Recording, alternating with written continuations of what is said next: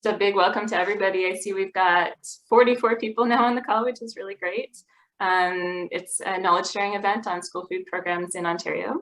And my name is Carolyn Webb. I work for Sustain Ontario and I support the coordination of the Coalition for Healthy School Food. And I've been coordinating the Ontario chapter of the coalition. I'll be facilitating the conversation today, and I'll speak more about the coalition and the Ontario chapter, which is hosting today's event soon during the presentation segment of our call. So I'm joining you from the traditional unceded territory of the Algonquin and Anishinaabe people. I live in Ottawa and the sun is shining here. And as I look on my back garden, it's waking up from the winter. I'm just feeling a deep sense of gratitude for the land and the life it supports. And the buds here have just started to pop. I was just walking this morning thinking, how did they all just appear all of a sudden? And just enjoying thinking about planting more perennial fruit-bearing plants in our backyard. We've just dug out a lot of asphalt and putting in gardens and plants attractive to pollinators. So for our meeting, I'll just share a few housekeeping items. We'll ask you to just introduce yourself in the chat box if you like, and we'll be recording the presentation segment of this event and sharing them out afterwards. We won't record the breakout groups and that, so you'll be free to chat in your own rooms without recording. You're welcome to write any questions in the chat box. We won't have time for Q&A, but we can have some discussion there. And so just a little bit of context about the meeting. The background is that the Ontario chapter of the Coalition for Healthy School Food is made up of more than 40 member organizations right now, as well as endorsers of the national chapter, and those people who are based in Ontario are forming the Ontario chapter. The chapter has been organizing meetings since the fall of last year for members, and the idea is to bring members and endorsers together to connect with each other, to learn about each other's work, to explore opportunities to advance school food policy and programs in the province. And at one of our recent meetings, members shared that they'd really like to get to know more about what's happening across different programs, and that they'd like to see some regular informal public meetings to bring people together, to connect, to share stories and experiences. And so we've hosted this meeting as a chance to open up the space for discussion and sharing. The idea is that it would just be informal and that we could host these every couple of months, maybe after the summer. The structure for the event, I'll bring up our agenda, is that we will welcome introductions. We'll have our presenters. We have 4 presenters and then myself who can share some aspect of school food programming. And I'll speak a bit about the coalition and the Ontario chapter. They'll be very brief presentations just to give an overview, and then you can reach out to them afterwards if you'd like. Then we'll break into some discussion groups on different themes of interest, and I'll poll folks before we do that to see what you're interested in talking about. And then we'll have a short report back and say our goodbyes. So we're trying this event at 1 hour and 15 minutes. We'll see if that works, or if we'd like future events to be a bit longer or shorter. And I think having said that, thanks to everybody for introducing yourself in the chat box. And I will now open the floor to our speakers. I'm wondering if Luisa is here to share. I sure am, yeah. Awesome, welcome Luisa. Hi there, thank you. So I have a slideshow or a little, should I just share my screen? Yep. All right. Hi, everyone. My name is Luisa. I'm a registered dietitian with Peterborough Public Health, and I've been invited here today to talk about a project that this is our 9th year that we've been doing it. I just want to give, next slide, a little snapshot of our scene here in Peterborough. So 50 of our 52 publicly funded schools offer student nutrition programs. They're all funded for a morning meal, so that's 3 food groups. And our first student nutrition programs began back in 1992. So we've been at this for a while. Just as a reminder, the then Ministry of Children and Youth Services only came on board in 2008 with funding. So yeah, we've been doing this a while. How it started was, a church group approached both school boards and the health unit because they wanted to start offering breakfast to students in their church hall. And there was 2 schools within a block of the church hall. So that's a long history that we have with both school boards. And I think as a result of that history and that really, that grassroots way that we started programming, they're strong believers and great allies in the nutrition piece of this. So in both of their nutrition policies, the boards mention student nutrition programs. Some specific language is that schools will encourage the development of and provision for universal student nutrition programs. And programs are developed in consultation with the school community, and with local public health. So right away, we're all at the table working toward the same goal. A neat thing too is that one of our school boards actually gives a lump sum to each student per school to support student nutrition programs. So a long history there. Next slide. So what I want to share with you today is our school food box. So essentially what this is, it's a box of Ontario grown produce. So Ontario grown when it's in season, otherwise sourced where we can, and then cheese when possible. It's delivered twice a month to all 50 schools at no cost to the school. Mondays are city schools, Tuesdays are the county schools. Now this was a project that we piloted back in 2014. Peterborough Public Health applied for a Greenbelt grant from the Ministry of Agriculture, and we work with 2 local partners. The idea was to connect local growers to student nutrition programs. The box has since grown to include a local cheese producer as well. The last year before the pandemic, or our last normal year, was 2018-2019, and we offered just over 21,000 pounds of Ontario grown produce to our schools, and then local cheese as well.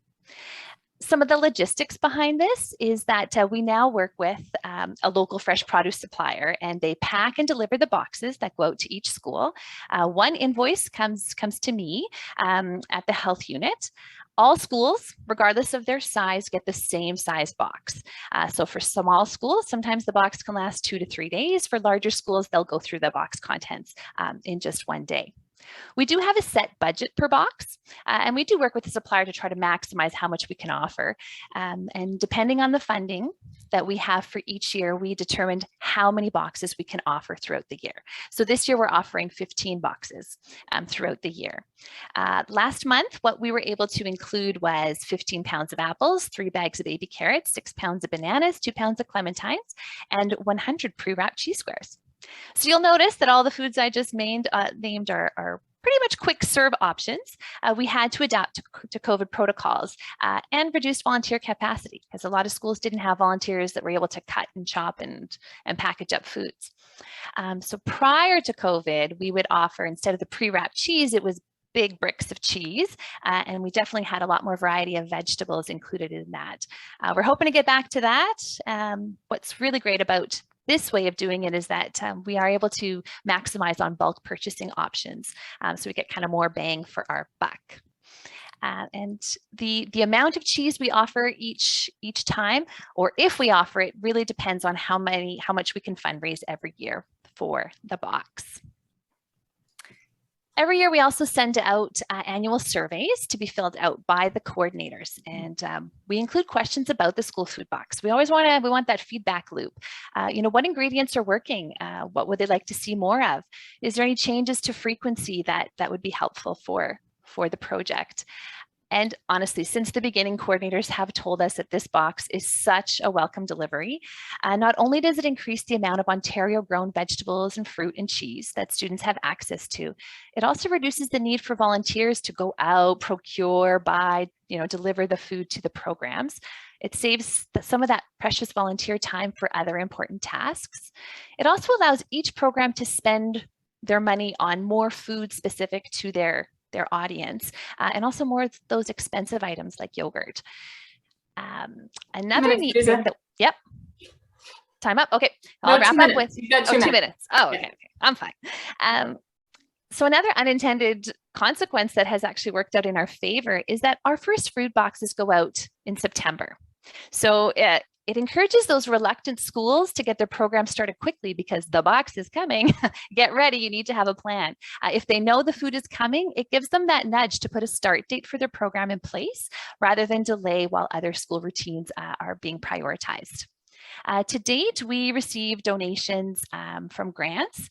And some of our bigger donors, United Way of Greater Peterborough, the Community Foundation of Greater Peterborough, MCCSS, and stuff like that, or other donors like that.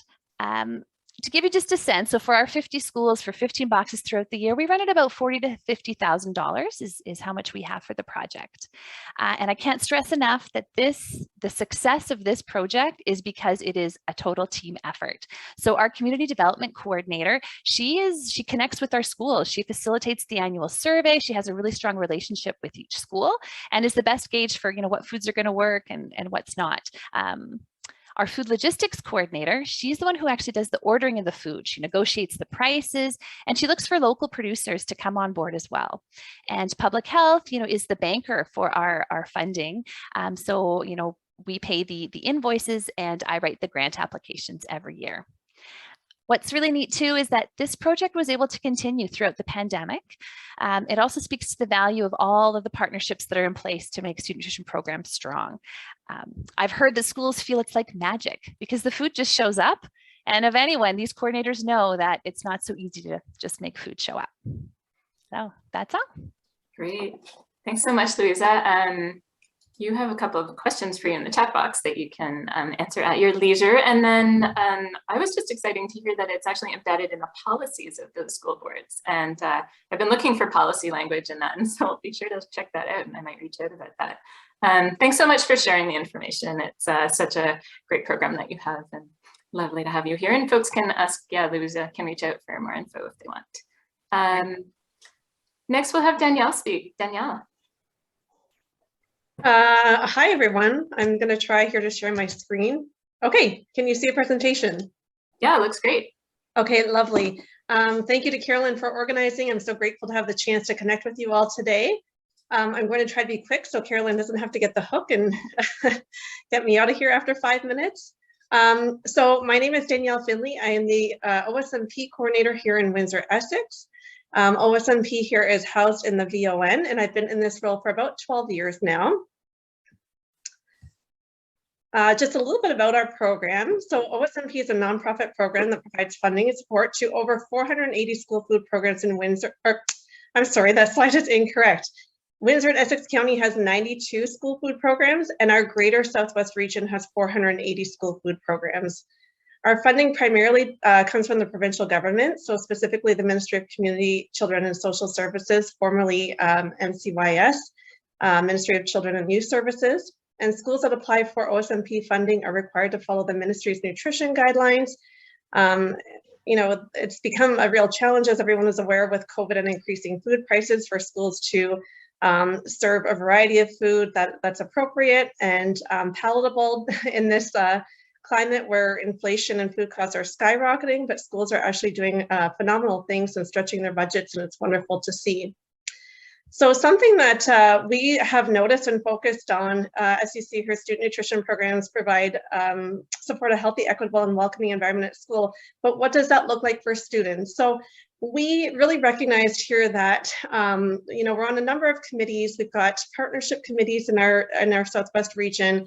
We connect with like-minded agencies. We are consulting forever with adults to shape these programs, but we're not really ever consulting with students, and that student voice was one that was really missing. And when we're trying to shape programs to ensure that they are meeting the needs of students and that students are feeling welcome and included and engaged and participating, what does that look like? What's missing there? So we wanted to kind of get a broader perspective from the students and have more of an understanding about what it is that they need and how we can work to shape the programs that will end up better, suiting the needs of the students and ensuring that we're working to make things the way that they want to see them in schools and what works for them. We were finding that a lot of students that we spoke to weren't even aware of the fact that they had programs in their schools, or if they did have programs in their schools, they weren't sure where they were or what days that they were offered, where to find the food, and so on. So it was really interesting to hear and see that, in some respects, the programs weren't even, the students weren't even aware of the programs. So we really recognized the fact that this was something that we needed to tackle and pay some mind to. So one of our strategic priorities for this school year became a real focus on student engagement. And what we opted to do was to develop a student ambassador program and a student advisory committee. So we sought out different meaningful ways to engage our youth and identify some of the barriers to program participation. So again, are they aware of the fact that there are programs? Where are they? Do they feel welcome? Do they feel that their needs are reflected in the programs? And we wanted to develop solutions to those identified barriers.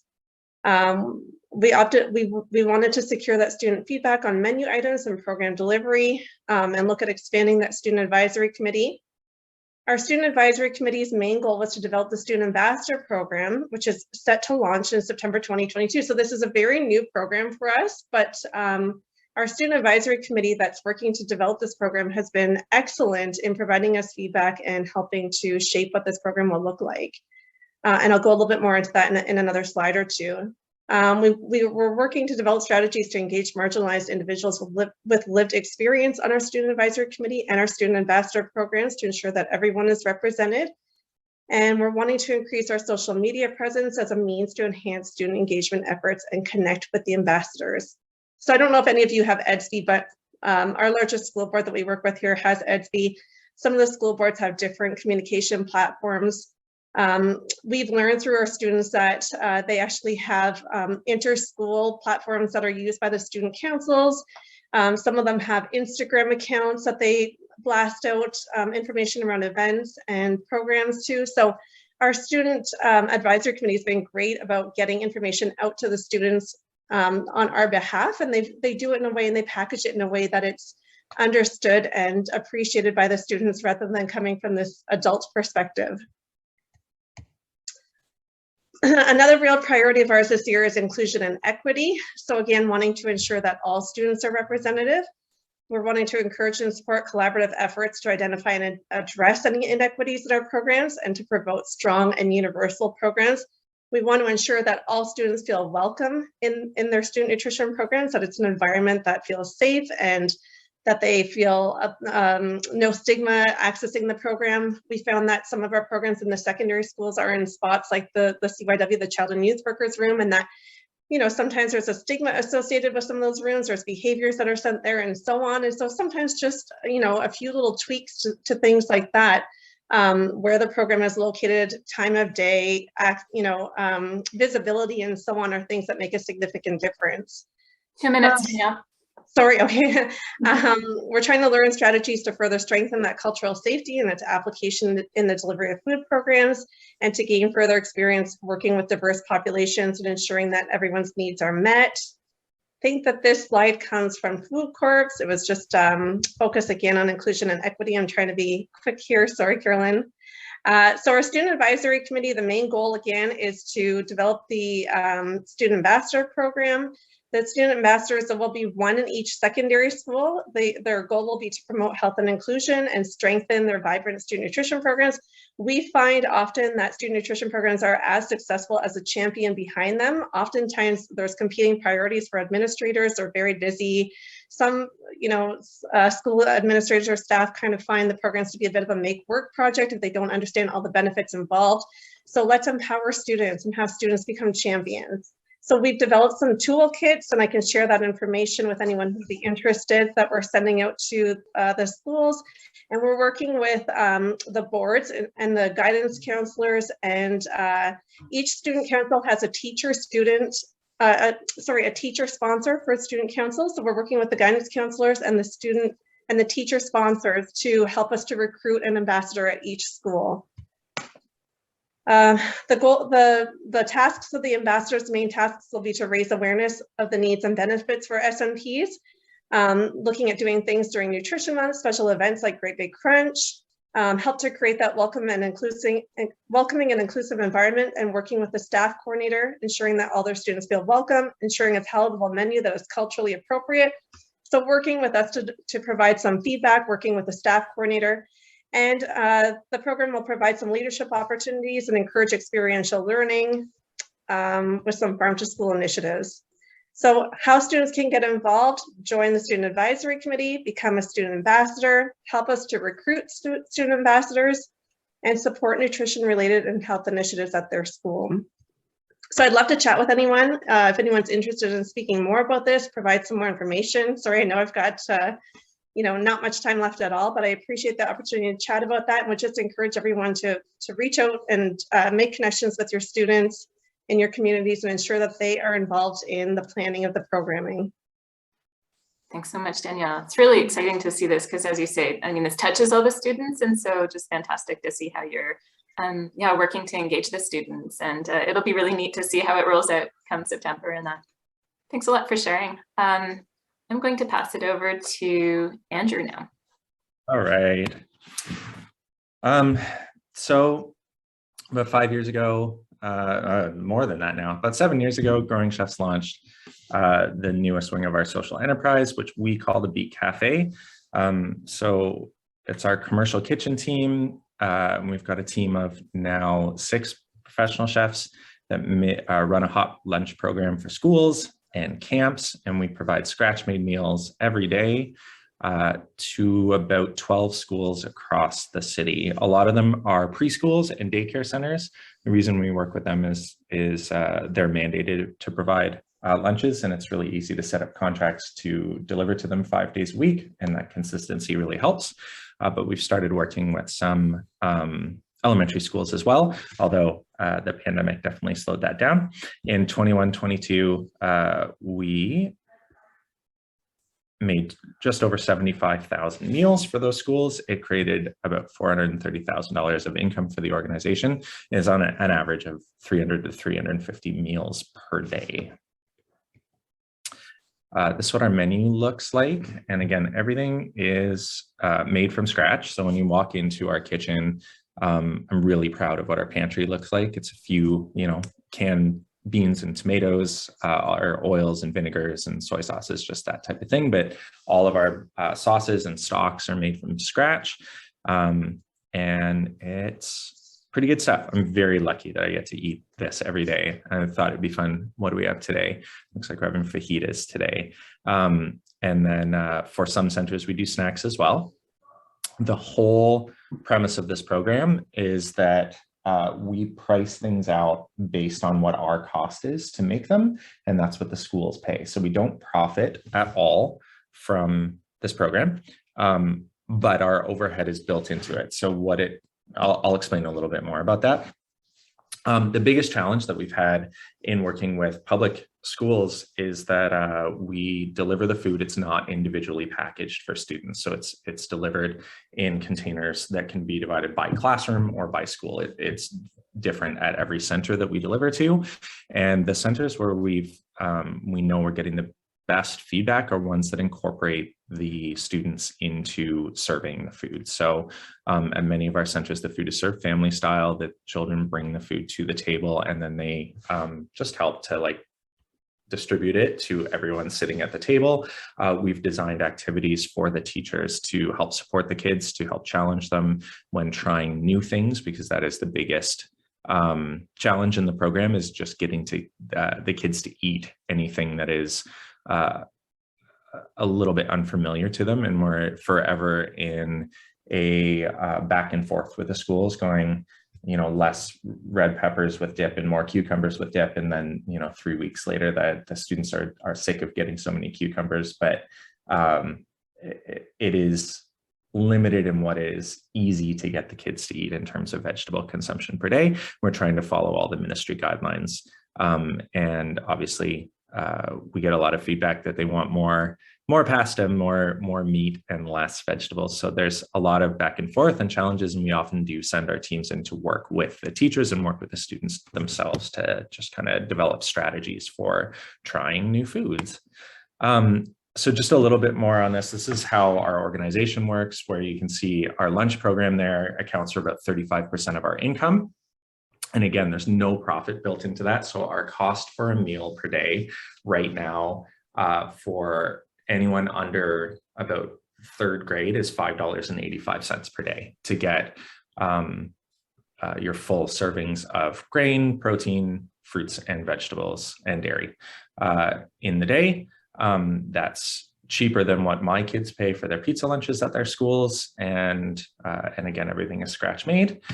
So that's where the income comes from. And then you can just see on this slide that when you combine it with our other social enterprise, which is our events, which is about 20% of our income overall, you can see that it covers pretty much the entirety of our entire organization's overhead. So the reason we do this is to make our education programs a lot more cost effective. And I really believe after 7 years of running this program that food service delivery for any number of institutions, whether it's schools, long-term care facilities, hospitals, anywhere where we're making food for the public, we could follow this model where you have, whether it's nonprofits or any business, providing healthy scratch-made food, but just not trying to build a profit margin into it, and making the food itself and the benefits of serving good, healthy food being the profit that's generated. But looking at other organizations, or I'm going to use a church as an example, who already, most churches have the infrastructure already inside them, where they have kitchens. If they were to implement a program like this, again, you can incorporate the overhead costs of operating that kitchen and even a little bit more into the lunches. So you can still, without profiting, provide a benefit to the organization that's running these types of programs. 2 minutes, Andrew. Thank you. And then I did want to add as well, because this has led to a whole bunch of other partnerships. So for the past few years, since COVID has hit, we've been providing scratch-made meals for the London and Middlesex Ontario Student Nutrition Program. And throughout the school shutdowns and then throughout the summer, they've been providing our meals, both fresh and frozen, and delivering them directly to about 90 families' homes every single week. And that has even grown into a new program where we are growing food in our new greenhouse and delivering fresh food boxes directly to those families' homes. And this is all the food that we grow and use in our education programs as a learning tool. If you go to our website, under our education projects, you can see our classroom journals. This is one that will not come out to the end of the month, so you get a little sneak peek. Talks about the basis and how we started this fresh food box program. But I just want to show you, this is only since October. We've delivered 142 community food boxes, grown almost 370 pounds of fresh produce. We've supplemented that with over 750 pounds of donations from the food bank. That's over $5,000 worth of food going in those food boxes. And then we've been able to partner with local agencies where there are volunteers who have barriers to participating in community programming. So because of our greenhouse, we can get them in there on their own. These are what the food boxes look like when they go out. And you can see it's a combination of lots of leafy green stuff we can grow in the greenhouse through the winter, which tends to be what some of the first things that are cut out of food budgets. When you're on that budget, you can see what's been supplemented by the food bank. And again, this is a 24 by 30 greenhouse with all raised beds, and that's the amount and volume of food that can be grown in it. So again, you can see this classroom journal will be released at the end of the month. I encourage you to go to our website and check it out, and thank you for the opportunity to share. Thanks so much, Andrew. It's so great to hear about your programs and how a lot of the programs are woven together as well. So just appreciate you being here. All right, Chris, last presenter other than myself. Wonderful. Thanks, Carolyn. Share my screen. Sorry, just a sec.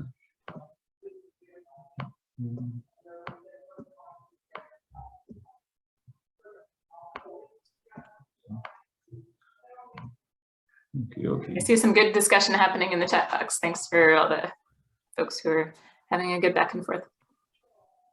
All right. Thank you very much, Carolyn. There we go. I'm the executive director at the Sharing Place Food Center up in Orillia, Ontario. We have a bunch of programs here at Sharing Place, 4 core ones: a food bank where we serve about 1,600 people per day, per month. We have a food recovery program where we drive around town picking up produce from grocery stores and farmers. That does about 300,000 pounds of food a year, of picking up surplus food. We have a Meals for Change program, which is cooking ready-made meals in compostable containers and distribute them to local partners in a food bank. And then we also have our school fuel program, which I will chat about today. Quite a simple program. It provides local schools with healthy snacks at heavily discounted prices, and we deliver these orders to each school at no extra cost. So it's a pretty basic program, and it's got some significant impact. We work with 21 local schools throughout our region in Orillia and surrounding areas. We're serving around 30,000 kids per month. Those are duplicate numbers. And then we do obviously whole grain fruits and dairy servings mixed throughout the offering that we provide, which I'll get into in a little more detail. How we started the program, it's a brand new program, or somewhat brand new. When COVID hit, we realized that volunteering within schools was obviously going to be a challenge, and the strain on the local administrators and teachers was going to be pretty large. So we decided to start this new program coming out of the summer of 2020, and we put forth a bunch of questions to some strategic partners or developing partnerships on what direction we should go, and we had a great conversation with Heather Thoma at Peterborough Child and Family Centers, and so we kind of latched onto them to become a core partner through this process. I'll just kind of go through this detail, just kind of the workflow of the program. The schools order every 2 weeks from an e-commerce platform, which is managed by the team out of Peterborough. The Sharing Place discounts the products on that e-commerce platform by 50%, so we pay for 50% of the product. The order detail is emailed from Peterborough to us. We review the order detail to confirm what inventory we have on site. We have a 12,000 square foot facility here that runs our food bank and a cooking operation about to be opened. We go through all of that, and then we place orders with our local suppliers or the Gordon's and Cisco to see what products we can bring in. We do as much local as we can through the suppliers that are local, and then we deal with other suppliers when we have to. We create and print those orders off into just these little forms by each individual school. We bring those back to the volunteer team. The volunteers set up each skid for each school, and they essentially just pick and pack the items as we put them up in the inventory. We then have volunteer drivers that come. We have a refrigerated truck that the volunteer drivers pick up those orders and deliver them on a Monday and a Tuesday to spread it out around the community to all 21 schools. Sometimes it's 19. It just depends on who orders that week. So that's kind of the workflow of the program. When it comes to the operations itself, the e-commerce platform, as mentioned, is run by the team. We are very fortunate that Peterborough, their food and logistics coordinator, had the bandwidth to be able to onboard us to their existing e-commerce platform. That might not be the case for every single organization, so it depends on if a food and logistics coordinator has the bandwidth to be able to do that, but we're very fortunate to be able to partner with them in that capacity. It's a pretty, there's a lot more time up front when we started the program, but big shout out to Nancy Hanna, who's our programs coordinator here at the Sharing Place, and has the ability to, essentially it's about a 0.3 FTE per day to operate this program. So she's our sole employee that operates it. We have 4 packers, 4 drivers, and 2 warehouse volunteers that assist in the process when it comes to onboarding the inventory into our facility, and then packing them all up and distributing them to the schools. And the drivers, again, volunteers and we're very fortunate because we've been able to plug into the capacity that already existed based on our food bank operations. So it wasn't too much of a capital acquisition or having to hire up or volunteer. We were able to kind of tap into that network. We have kind of your traditional large suppliers, but then we work a lot actually with No Frills and Georgia Bay Apple Growers, and Sunrise Produce is a local produce supplier that sources local when they can. And then we're always on the hunt for new suppliers and always taking a look at pricing and making sure that we're getting the best price possible. For our vehicle, we just have a Ford Transit with a reefer unit on it. And then for warehouse space specifically for this program, it's not huge, but it definitely takes up, depends on what deals we can find if we have to bring in some increased inventory. But the packing space as well is about 500 square feet when we set everything up and pack the orders down for all individual schools. So that's kind 2 minutes, Chris. Of the operations. Thanks, Carolyn. This is a kind of essentially the products that we have currently right now on our store. There might be a couple that have been pulled off for reasons that they just weren't being ordered, but this is kind of a mix-up.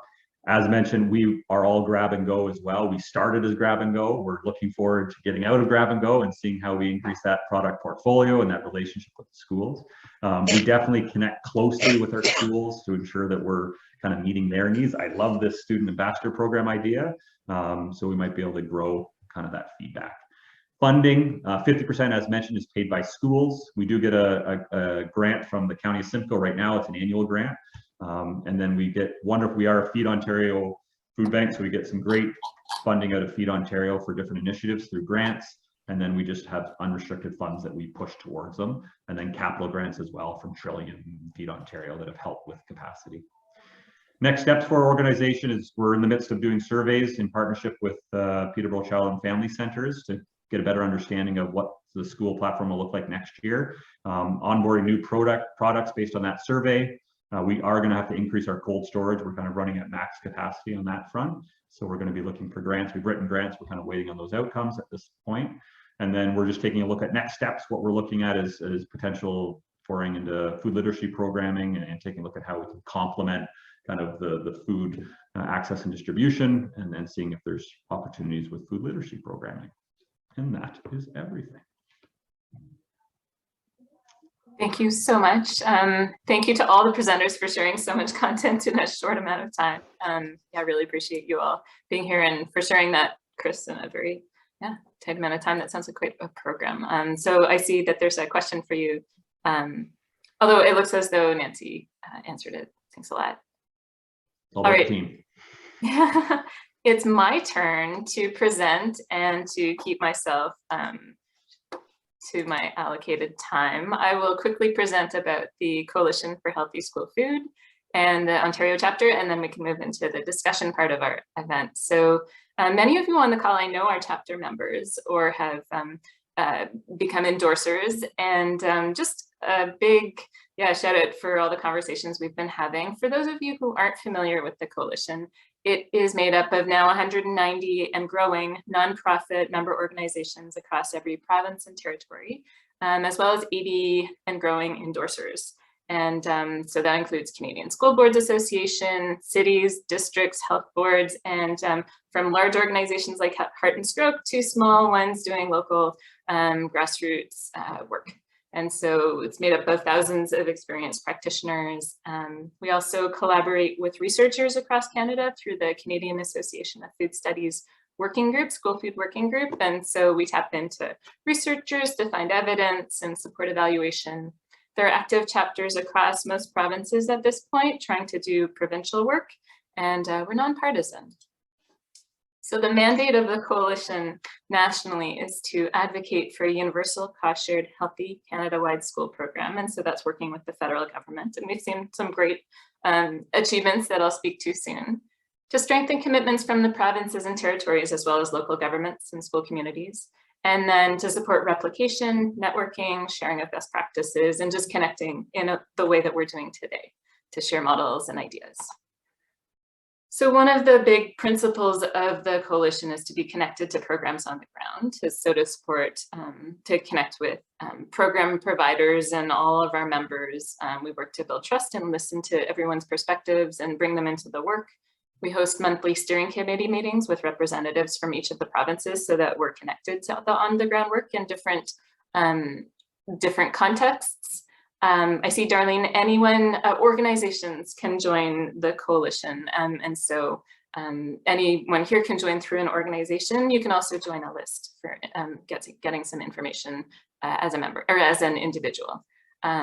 So we host quarterly meetings at least to engage with and hear from members, and those can be either webinars or for information sharing, sometimes planning, and just hearing people's perspectives. And then we host national webinars, and that including a series on school food programs around the world that's hosted, all those are posted on the Coalition website, and other events relating to COVID, how people are adapting, or just other knowledge sharing ideas. Over the years, we've heard from our members and developed 8 principles that we want all programs that receive federal funding to fall in line with and to adopt. So health promoting, we would like to see all funding support, that all programs be health promoting, so in line with the food guide, that they be universal, and so no targeting or stigma, and that all students in a school where there's a program would have access. I'd like to see cost sharing arrangements between federal, provincial, and territorial governments, and the pay what you can model has come up in some contexts, and so it's something that we're putting forward, not for everyone to adopt, but certainly as a consideration for what some programs could look like. Encouraging that all programs that receive, that the federal funding would be flexible and locally adapted, just recognizing that all programs look different, all of your programs look different. Some serve breakfast, some serve lunch, some serve snacks, some serve multiple meals, grab and go, and that money be flexibly available to staff or food or infrastructure or planning or just where the need is. one of the principles is Indigenous control over Indigenous programs, and that any money that goes to Indigenous communities would be led by Indigenous leaders. Community economic development is a big principle that we'd like to see embedded, and that's through development of food service jobs, as well as through support for local product purchasing. We know that, of course, 100% of food won't be local, but just that there are some great opportunities for local economic development. Every province, every region will have, different capabilities, but that can be a principle. There are a lot of ways that school food programs can be tied to food literacy, and so we'd like to see that considered with the program, and that there be guidance and accountability standards. So nutrition standards, that there be no product marketing to kids, and consistent evaluation and monitoring that would support programs across the country. There are a lot of great conversations underway. We've developed this wheel of how school food programs can advance the Sustainable Development Goals, including supporting education, supporting equity, gender equity, supporting sustainable production, and all that. That's available on the Coalition website. And we're involved in conversations at the international level around knowledge sharing, and there's a great working group of people at the international level who are sharing information among each other. In terms of what's happened in Canada, we saw a lot of great progress. In 2019, the budget spoke about a commitment to develop a national school food program. And then in September 2021, the Liberal platform spoke to a commitment to develop a national school food policy and work towards a national school nutritious meal program with a $1 billion investment over 5 years. And the NDP committed $1 billion over 4 years. And now with them having an alliance, we really see this moving forward, especially with 2 minister mandates, federal minister mandates, Minister of Agriculture and Agri-Food and Minister of Families, Children and Social Development. We've been having conversations with them and their staff and folks, and they are now mandated to develop a national school food policy and work towards a national school nutritious meal program. So they've been quite engaged, and we're watching things move forward. For the Ontario chapter of the coalition, this is everyone who is everyone who's a national coalition member or endorser who is located in Ontario has been invited to chapter meetings. We've been meeting since November 2021. And the goals are the same as the national goals: to support replication, networking, and sharing of best practices among school food program providers and other programs and school food initiatives, to strengthen school food commitments from the government of Ontario, as well as local governments and school communities. So we have a number of food policy councils and others who are ready to work with their cities as well, and to amplify the work of the National Coalition. And so some of the actions to date have been, we shared a pre-budget submission to the Ontario budget process in February, and that's on the Coalition's blog. We have made a we played a role in Sustain Ontario's Vote on Food pre-election campaign, and so we have a toolkit on how to, ask some questions around school food at all candidates' debates and other events, get it in the media as we're gearing up for the June 2nd election. And then today's knowledge sharing event has come out of it with a goal to keep creating similar opportunities for knowledge sharing over into the future, hopefully every couple of months. And with that, we welcome new members and endorsers. Here's just a snapshot of a few folks on the coalition page. So you're welcome to reach out or to visit the Healthy School Food website to learn more.